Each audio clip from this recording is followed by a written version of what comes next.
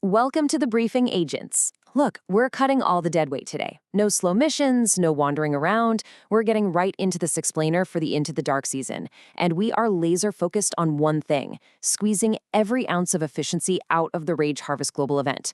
We're talking high efficiency, maximum yield farming strategies to get you those event stars as fast as humanly possible. Let's get straight into the intel.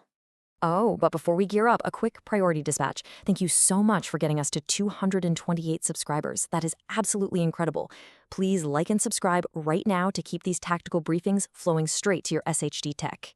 Okay, let's dive into this. Here is your mission itinerary so you know exactly how we're securing those stars today.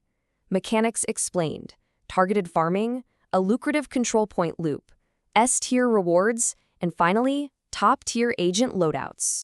Right, moving into part 1, Mechanics Explained, Overheal vs. Rage. So, before you start farming, you absolutely have to know the rules of engagement. Right now, enemies are spawning in with this thick green overheal bar. And listen, it's not just extra health, it's actively boosting their damage and their protection. And the worst part? It gives them lifesteal. Seriously, if they tag you, they're healing their own missing health and armor and making that green bar even bigger. But on the flip side, you've got your orange rage meter. Every time you damage their overheal, your rage fills up. It's basically a massive tug of war. You've got to aggressively strip their green bar to feed your orange bar. And trust me, you want that orange bar totally maxed out, agents. Pushing your rage meter up scales your firepower to an absolutely absurd degree. We're talking massive, simultaneous buffs to your weapon damage, your RPM, handling, crit chance, and crit damage. When your rage is full, you literally become a walking shredder on the battlefield. But yeah, there's a heavy catch. In this event, sustained fire beats burst damage every single time. Why? Well, because your rage decays incredibly fast. The literal second you stop dealing damage, that orange bar just plummets, taking all your god-tier buffs with it.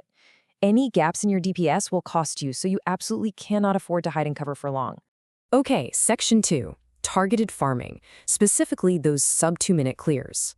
Knowing the mechanics is one thing, but applying them in the right zones, that's what actually makes this a high-efficiency farm. Because of that brutal rage decay penalty, we are skipping anything slow. Forget about sprawling missions with long elevator rides or walking sections. We need to focus strictly on tight, back-to-back enemy waves.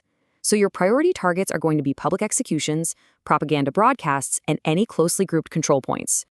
2 minutes. That is the magic number we are aiming for here. These specific activities can be cleared solo in under 2 minutes flat. Since the enemy waves are packed so tightly in these encounters, you are constantly shooting, and that keeps your rage bar pinned near maximum the whole time, letting you melt targets and finish the activity before that decay penalty even becomes a problem. All right, let's move to Section 3 and see how this all builds, the control point loop for chaining XP and stars. If you're running with a group, this right here is the mechanical climax of the briefing. It's a specific exploit sequence to chain fast resets for some crazy star gains. Here's exactly how it goes down. Step 1, set your world difficulty to challenging or heroic, whatever directives you're comfortable with. Step 2, fight your way through a control point right down to the final wave. Step 3, and this is the crucial part, the host has to leave the group right before the last NPC dies. Step 4, the remaining allies finish the kill and snag the completion XP, while the host respawns at a safe house with that control point still technically uncleared on their map. Step 5, you just fast travel back to the host and repeat the whole shebang instantly. Fast resets equal massive star gains. It's really that simple. Which brings us to Section 4, S-tier rewards and double-dipping those event passes. So what does this all mean, and why go through all this tactical maneuvering? Because the payouts right now are just unmatched. This brilliantly illustrates how our highly efficient loop feeds 2 totally separate reward tracks at the exact same time.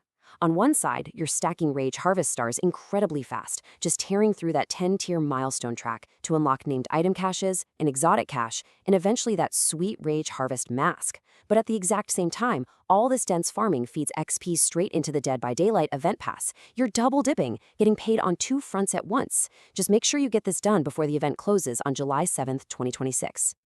Finally, Section 5, top-tier agent loadouts for high-volume fire. Of course, all these tactics will totally fail without the right equipment. You need a loadout heavily tailored for high-volume fire to keep that rage meter from bleeding out, because your loadout completely dictates how long you stay in the fight. My absolute top pick? Striker's Battlegear, no question. Running high RPM weapons with strikers lets you build your gear stacks and your rage concurrently. It's just a perfect synergy. Alternatively, you could run an ongoing directive support build, pair a Tinkerer's Mass with high-velocity rifles, and you keep hollow point ammo flowing to the squad while you harvest. Or hey, if survivability is a bit of an issue for you, look into high armor hybrid setups. Sitting around 1.4 million armor will safely trigger Guardian Angel if your shields drop, which keeps you alive so you can keep shooting. So the crucial point here, and really the golden rule of the Into the Dark event, is this. Don't chase kills, chase Overheal. Your main goal isn't just dropping an enemy, it's constantly damaging those green bars to feed your orange bar.